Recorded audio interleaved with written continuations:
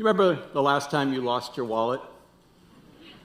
You remember the panic that washed over you when you realized that you had no money, no credit cards, and maybe worst of all, you were going to have to go to the DMV to get a new driver's license? I do. I was sitting in seat 1B on Flight 394 to Fresno, California on February 4th, 2020, the last time I lost my wallet. I can still remember vividly looking at the bottle of water that I was holding in my hand that I had just bought at the Denver airport, when I had the realization that my wallet was still on the counter of the shop where I bought that bottle of water less than an hour before. And then I had the unique but highly overrated opportunity to spend the next 75 minutes flying away from my wallet. With the help of many on that day, I made it to my final destination, which was Yosemite National Park, for a landscape photography conference. And with just the idea of trying to clear my head and forget about the fact that my wallet and all of its contents were sitting in the hands of somebody in the middle of Colorado, I grabbed my camera gear, found a trail, and went for a hike. I just needed to photograph something beautiful on that day. And after all, I was in one of the most beautiful places on earth at the most beautiful time of day, sunset. And the loss of my wallet and everything that entailed was just going to have to wait. This was the moment I needed to be in.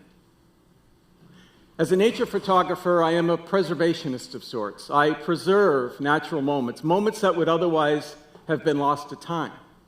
Moments such as sunset over the Grand Teton National Mountain Range, or the solitude of a lone tree standing tall after a snowstorm.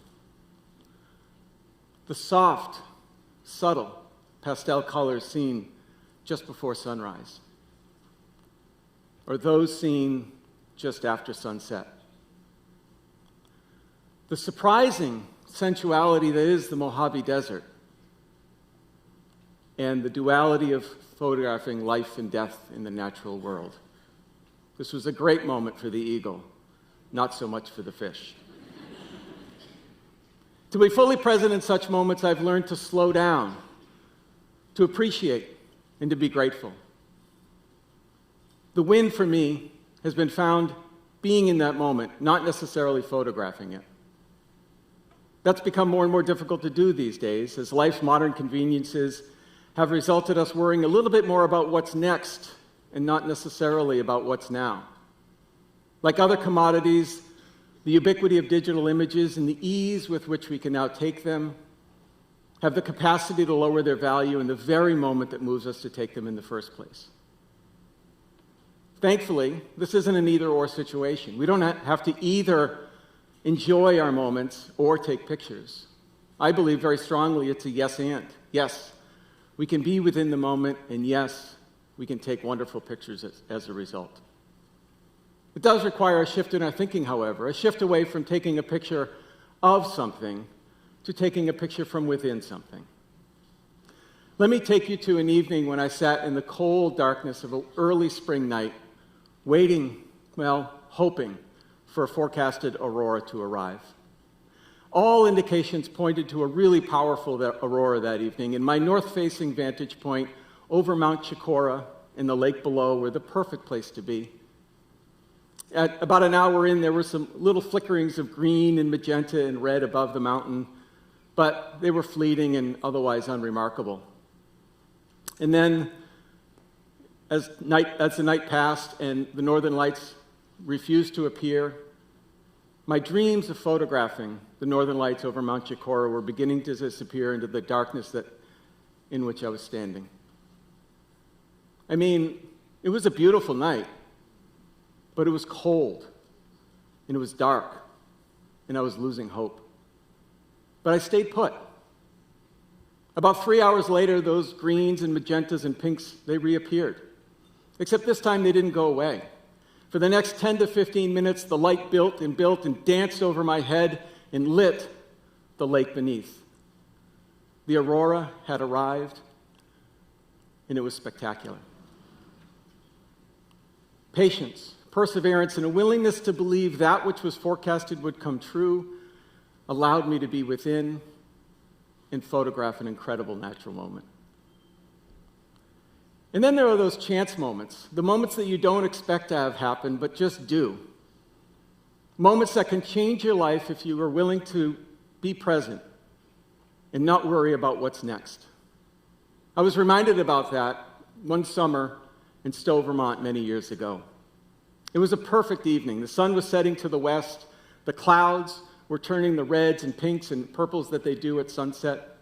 There was a little dairy farm off in the distance with acres and acres and acres of meadow in between, and a split-rail fence leading the way from me all the way to the farm. This was going to be my Yankee Magazine moment. It was the quintessential Vermont sunset. And then came the cows. There were a couple at first, and then maybe a dozen, and then by the end there were perhaps 100. I would pick up my camera and move to compose it so that they weren't in the shot, and the cows would just move with me. They would move left, I would move left, they would move left, I would move right, and they would move right. The flippin' cows just wouldn't get out of the way. In truth, I was getting angry. They were ruining my Yankee Magazine moment. And then it struck me. The fence line wasn't the story. The acres and acres and acres of meadow weren't the story. The dairy farm wasn't the story, and the picture-perfect sunset wasn't the story either. The moment were those cows. I was too busy trying to take a picture of something that I forgot to take a picture from within something. The moment was literally mooing right in front of me, and I was too deaf to hear it. So I took my camera and I placed it down low, and I took a single frame.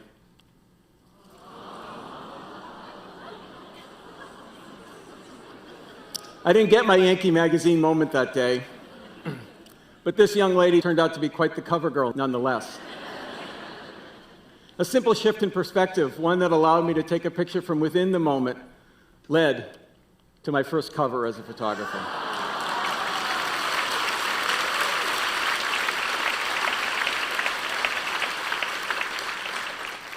So you might be wondering, what does me losing my wallet in the Denver airport only to be hiking in Yosemite National Park have to do with a cow in Vermont? Well, experienced Yosemite photographers have been known to chase the light from the sunset down the valley to the west as the sun fades off. But not me, not on that day. You might remember that I was just going for a hike to forget about the fact that I lost my wallet, my money, my credit card, my ID, and I was thousands of miles away from home. I had no idea where I was going to walk to. I had no idea what I was going to see. I had no idea that the light was going to pierce its way down the valley, and I had no idea that that light was going to land on the most perfect little cluster of pine trees, as if spotlighting the lead to a Broadway play.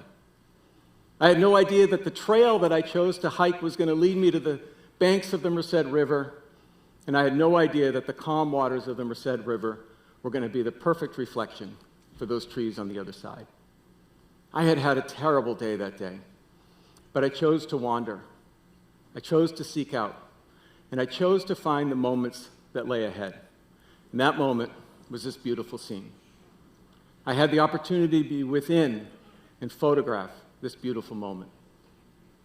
2 weeks after I left my wallet in the Denver airport, I shipped 2 prints of this image to the 2 flight attendants who returned to the Denver airport, retrieved my wallet, and overnighted to me the next day. Yes, I had my wallet and all of its contents in my hands before leaving Yosemite Park that week. But this image still remains as the backdrop of my iPhone. It serves as a reminder for me to slow down, seek out, and live within the everyday moments that have the capacity to change your life. I do that through the lens of my camera, and today I invite you all to find your own lens to do the same. Thank you.